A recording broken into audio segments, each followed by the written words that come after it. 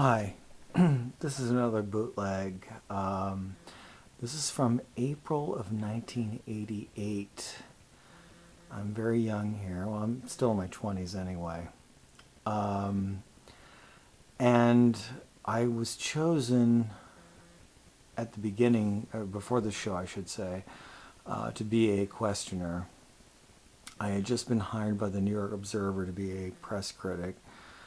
I never got published by the New York Observer. I wrote several columns for them, none of which they used. That's another story. But in any event, this broadcast happened about a week or so after I got that job, and so I was using that as my in. Also, the fact that I had been working for FAIR for several years, so I had that too. Anyway, they put me on. You had to come to them at the beginning with a question, and hopefully it would be something that they would find interesting, and they found mine interesting. So I suppose, in a sense, AIPAC or the Israeli lobby or whoever passes for the Israeli lobby would say this would prove ABC's pro-Arab bias, compounded by the fact that instead of Ted Koppel hosting this show, Peter Jennings was hosting it, known for his pro-Arab sympathies, his first wife being Lebanese, obviously, and him being ABC's correspondent in Beirut in the 1970s.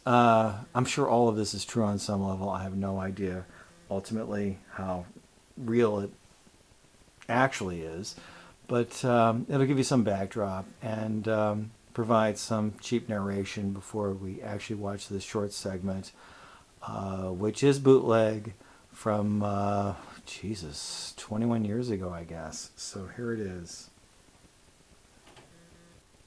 ABC News Viewpoint, live from New York, continues. Here again, Peter Jennings.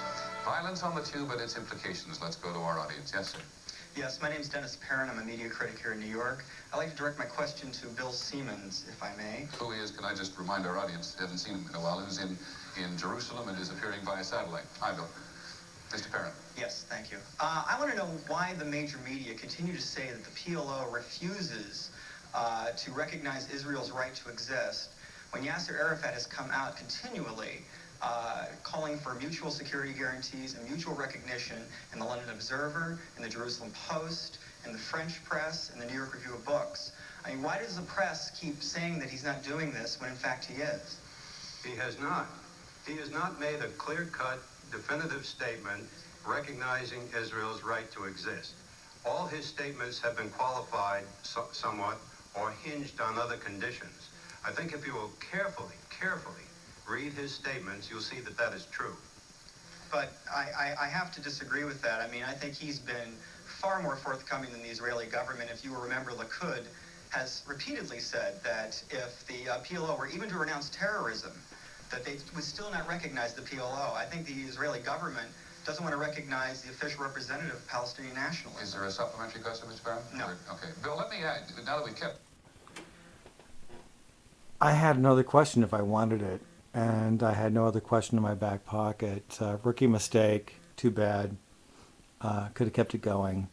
But there it is. And the great thing about this segment is that Noam Chomsky mentions it in his book Necessary Illusions.